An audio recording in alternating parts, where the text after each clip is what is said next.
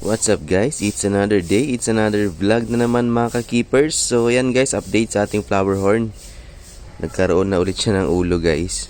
So lumaki ulit yung ulo niya ng konti at nagkulay pula.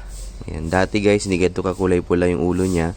Parang pinkish yung pagkakulay. Pero ngayon guys, ayan, dahil sa pag-groom natin, lumaki yung konti yung ulo tapos nagkakulay pula yung ulo niya guys. Ayan.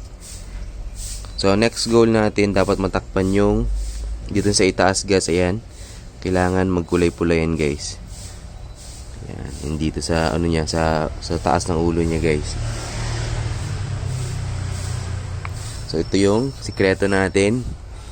Koi King lang ito siya guys. Tapos gel food to siya tinatawag dito. Giniling natin yung gel food ay yung ano, yung Koi King. Tapos sinaluan natin ng gulaman guys. At ayun, nilagyan natin ng vitamins na spirulina powder at saka astaxanthin guys. Ayan, kaya nagkulay pula ng ganito yung pagkain natin. So yun yung pagkain nila, lahat ng isda natin guys. Ayan, kasama tong flower horn natin na ito. So yung kasama nito, yan guys, sila yung mga mollies natin. Ito, kita nyo.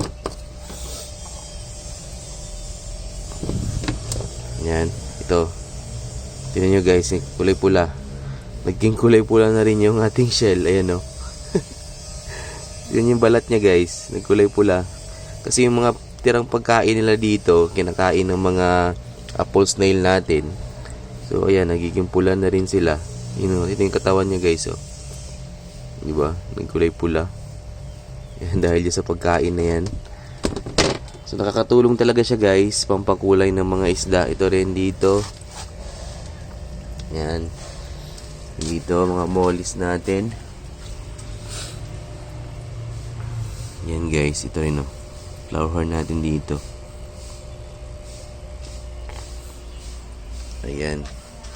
Dito, lahat yan sila guys. Ang pagkain is itong ating ginawang gel food na merong Koi King lang. Tapos dagdagan ko pa ito guys, dagdagan ko pa ito ng ibang ingredients. Tapos vitamins talaga importante, pampakulay, astaxanthin, then spirulina guys, para sa immunity ng mga isda natin. So yan siya, tingnan nyo guys oh, kulay pula.